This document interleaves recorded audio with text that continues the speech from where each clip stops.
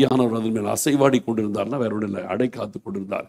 எப்படி அந்த கோழி அந்த முட்டையின் மேல் அவ்வளவு கவனம் செலுத்தி உள்ளே இருந்து ஒரு ஜீவன் வருகிற வரைக்கும் அது போக்கஸ்டா இருக்குதோ, அது போல வெளிச்சம் நமக்குள் வருகிற வரைக்கும், வெளிச்சம் பூமியில வருகிற வரைக்கும் அவர் அசைவாடி கொண்டிருந்தார். இதே காரியம்தான் நமக்கும் நடந்தது. ஒழுங்கின்மை, வெறுமை, இருள், இந்த ஸ்டேட்டஸ்ல இருந்த நம்ம மேல ஆவியானவர் வந்து அசைவாட வேண்டும். அசைவாடி கொண்டிருக்கும் பொழுது அடுத்தது என்ன நடக்குது? தேவன் வெளிச்சம் உண்டாக கடவுது என்ற வார்த்தை வருகிறது. வெளிச்சம் உடனே உண்டாயிடுச்சு.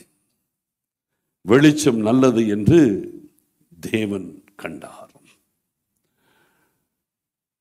அது அடைக்காத்து அடைக்காத்து அடைக்காத்து அது எப்படி அந்த முட்டைய ஜீவன் உண்டாகும்படி செய்கிறதோ, அதே போல ஆவியானவர் நம்ம மேல அசைவாட அசைவாட அசைவாடதான் நமக்குள் ஜீவன் உருவாகிறது.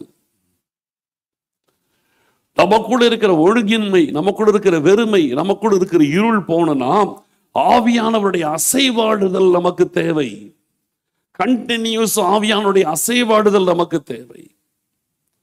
அந்த கண்டினியூஸ் ஆவியானுடைய அசைவாடுதல் வந்தாதான் ஒழுங்கின்மை போகும், வெறுமை போகும், இருள் போகும். இது அசைவாடுதல் இருந்து கொண்டே இருக்கிறது. அந்த நேரத்தில் நாம் வெளிச்சம் உண்டாக கடவுது என்ற வார்த்தை வந்தது.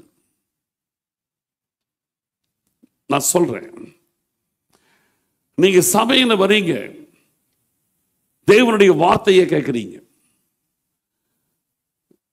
வீட்டில் உட்கார்றீங்க, பைபிளை படிக்கிறீங்க, அல்லது எங்கேயோ யாரோ பண்ற ஒரு பிரசங்கத்தை ஒரு வீடியோ கூட பார்க்குறீங்க, என்னமோ ஒரு தேவ வார்த்தையை கேட்குறீங்க. இப்ப சபையில வந்து இந்த பிரசங்கத்தை நீங்க கேட்கிற நீங்கள் இந்த வார்த்தை உங்களுக்குள் அப்படியே கிரியை செய்ய வேண்டும் என்றால், வெளிச்சம் உண்டாக கடவுதுன்ற ஸ்பாட்லயே வெளிச்சம் டப்புன்னு வந்துருச்சு. புரியுதா? வெளிச்சம் உண்டாக கடவுதுன்ற வார்த்தை வந்த உடனே டக்குனு அங்க வெளிச்சம் வந்துருச்சு. எப்படி அது ஒரு ஸ்பாட் அது வந்தது? காரணம், தேவ ஆவியானவருக்கு முன்னாலேயே அசைவாடி கொண்டிருந்தார். புரியுதா நான் சொல்றது?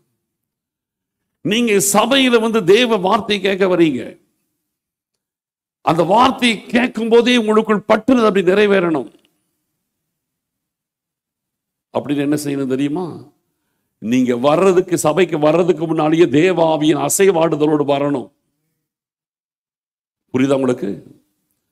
யார் மேல் தேவ ஆவியானவர் அசைவாடி கொண்டிருக்கிறாரோ அவர்களுக்கு நேராய் கொடுக்கப்படுகிற வார்த்தை பட்டுன்னு நிறைவேறிடும். தேவ ஆவியானவருடைய அசைவாடுதல் இல்லாம இங்க வந்து சும்மா உட்கார்ந்துட்டு இருந்தா கதை கேட்டுட்டு தான் போவீங்க. பிரசங்கம் உங்க லைஃப்ல நிறைவேறாது. எனக்கே தெரியும், நான் பண்ற பிரசங்கம் வேஸ்ட் எனக்கு தெரியும்.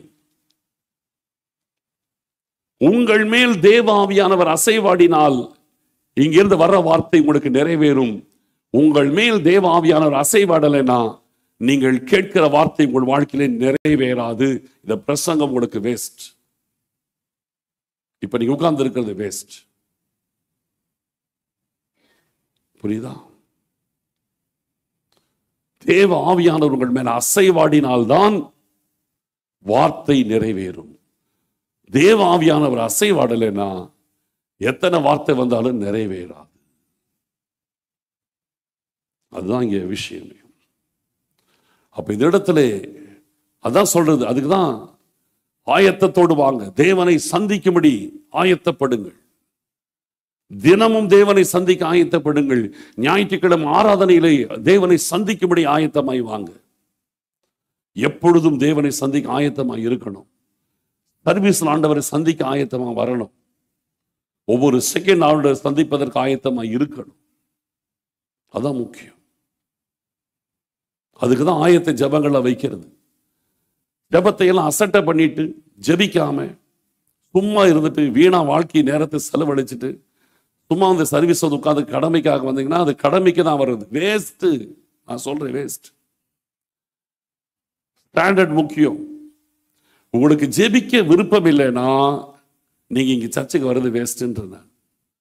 தேவ ஆவியான குழந்தை அசைவாடலைன்னா நீங்க சர்வீஸ்க்கு வர்றது வேஸ்ட். அதுக்கு போட வீட்லயே இருந்து வேற ஏதாவது பண்ணிடுங்க. சரியா?